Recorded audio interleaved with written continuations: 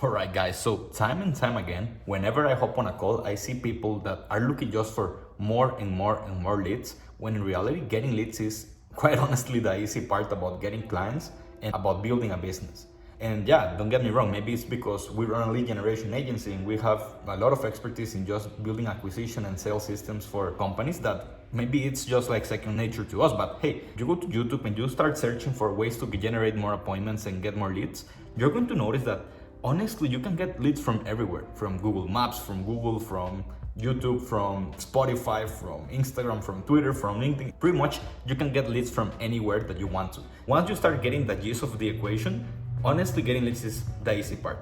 What actually matters is not only how you can get more leads, which again, of course, once you start scaling, it's important to have more lead flow and everything. But in reality, what matters most is what you do with the existing leads that you have. And number two, how to convert those leads into actual book calls in your calendar and paid clients later on. Let's hop to the computer and let me show you a little tool that I've been using in order to maximize the amount of value I can get from my lead flow and how to actually close more deals using the exact same tool that we use for our company. So let's hop to the computer.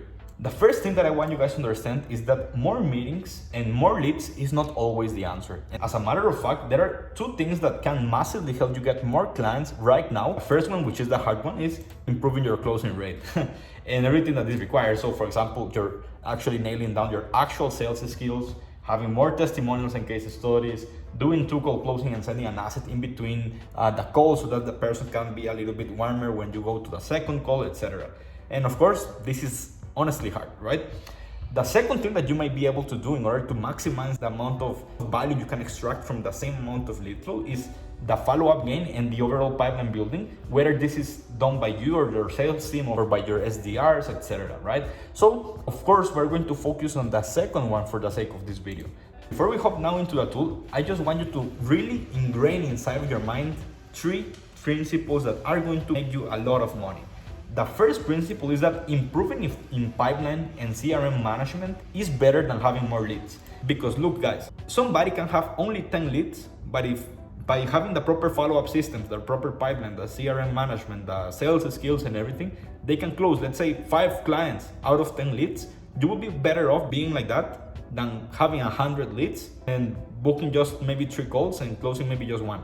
Of course, that's easy to understand, right? But the only way you can improve this is by actually tracking your lead flow and your lead generation process and having a CRM to know what's happening with every prospect in your pipeline. Number two, there will never be enough leads if you have holes in your prospecting process. So let's hop to the whiteboard and let me show you something. So let's say that you have this pipeline over here that is basically what determines the flow or the steps that somebody needs to take in order to be just a normal lead that you get into your system into an actual paying customer. If this is what a pipeline looks like, yeah, maybe here you have the initial touch point. Maybe over here you have the first follow-up. Maybe over here you have, I don't know, maybe you send them an asset, like a YouTube video or a case study. Maybe here you have a second follow-up. Here you have the first discovery call on your calendar. And let's say that over here you have the actual second sales call in your calendar. And from here, boom. Ultimately, if you notice, there is a really in-depth process that needs to happen for somebody to basically go from, hey, I'm a lead, all the way to them coming here to give you their money. This is easy to understand, but the problem with most agencies, with most tech companies, with more SaaS companies, is that they have holes in the process. So yeah, maybe they have a good system to get leads and aka just do the lead generation aspect.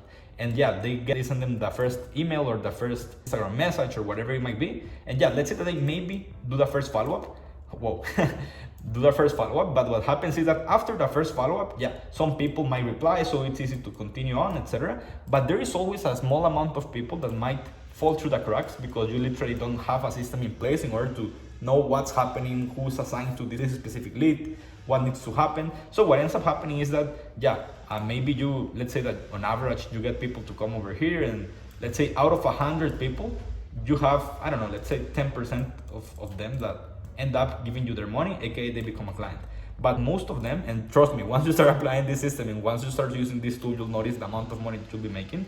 What happens is that honestly, most people are there are going to fall through the cracks here. Some people are going to fall through some cracks here. Some people are going to, maybe you do the second follow-up and maybe they book the first call, but they start ghosting you over here and you don't know what happens. And basically this is the people that start falling through the cracks. And ultimately these people, of course, it's going to depend from business to business, etc. I always like to think that at least twice the amount of people that actually become customers are people that are left outside. So let's say that 20% of prospects are just dying in the process of becoming a client. And this is something that you could really easily fix by having a well-talked CRM and sales pipeline where you can keep track of who comes in, number one, and who goes out, number two. I hope that this explanation was useful. So let's hop now to the rest of the document and let's continue watching the video. You will find this link over here that is going to send you to the Airtable CRM that we created for you. You can copy this base and you can just import it into your Airtable account. This is absolutely for free. You don't need to pay for this. Let me just go to my actual account so that you can see. Of course, I will not show you my actual CRM because there is private data and everything, but you're going to have this exact thing that I'm showing you. So the first thing that I want you to notice is that there are only going to be 2 tabs, and this is purposefully made for one simple reason.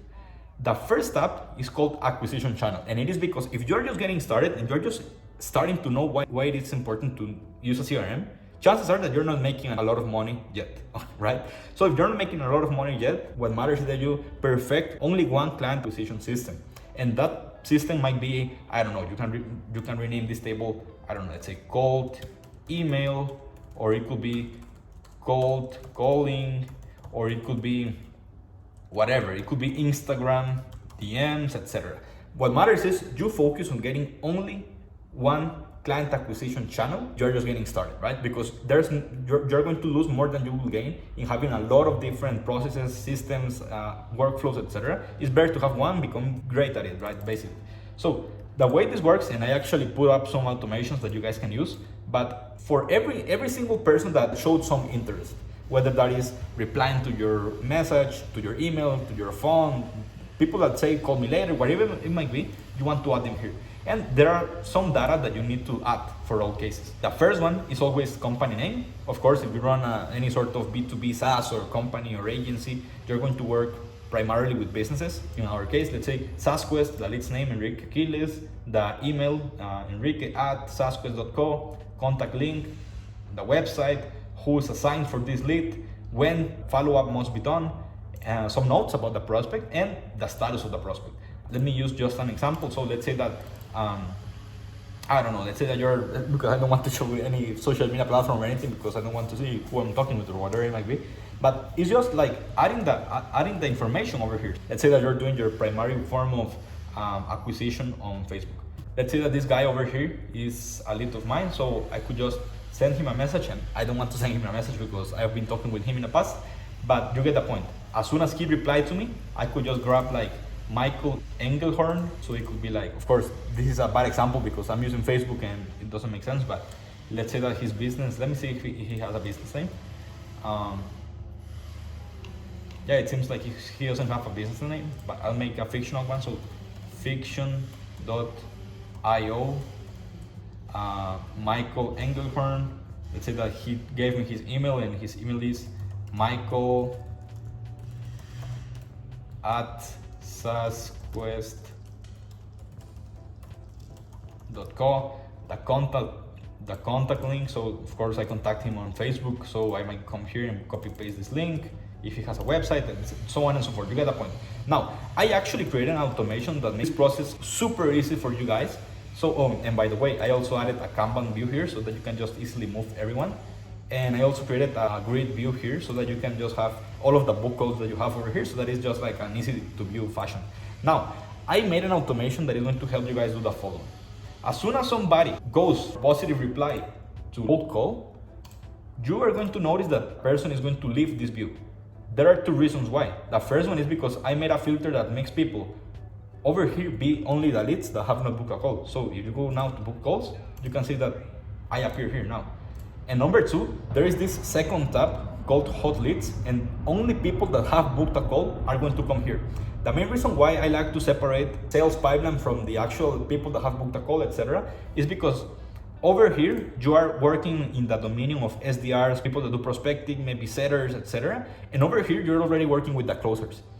These are the people that once somebody books a call, they're going to see like the details of the person, any notes that are important, etc. And you can see that automatically I got the name of the lead, notes.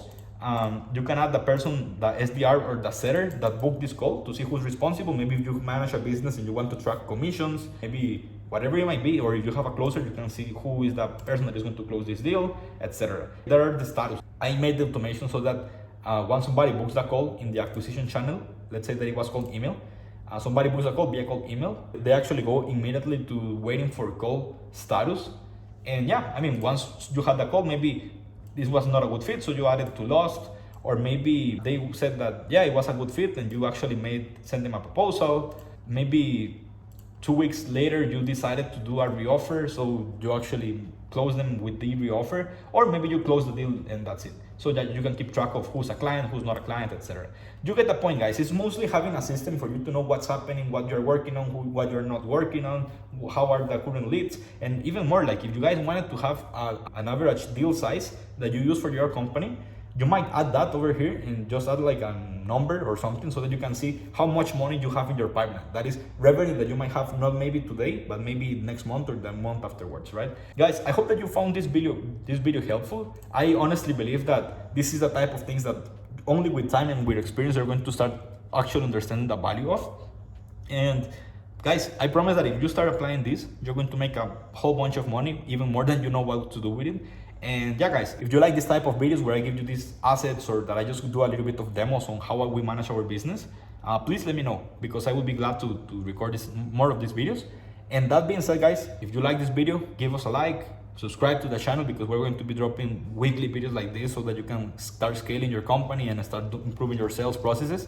And not only that, guys, if you want to grab this document, you can get it with the link in the description. You subscribe to our newsletter, you'll be getting access to the document, the pipeline, etc. And not only that, if you want to skip the wait line and directly want help from us on booking calls for you, getting your lead generation on point and helping you close even more deals that you currently are, go ahead and apply to work with us directly in our website. That being said, guys, hope that you found this video valuable, and see you guys in the next one. Bye-bye.